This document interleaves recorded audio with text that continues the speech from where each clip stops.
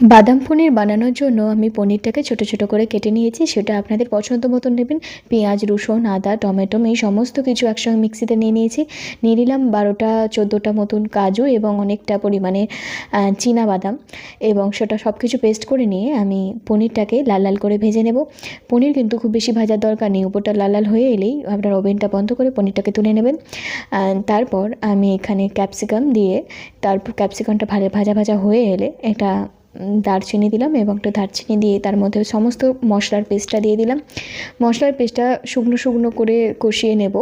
তারপর এখানে জল অ্যাড করব, আর দিয়ে দেব নুন, লঙ্কা এবং হলুদ। এখানে কিন্তু খুব বেশি মশলার প্রয়োজন হয় না।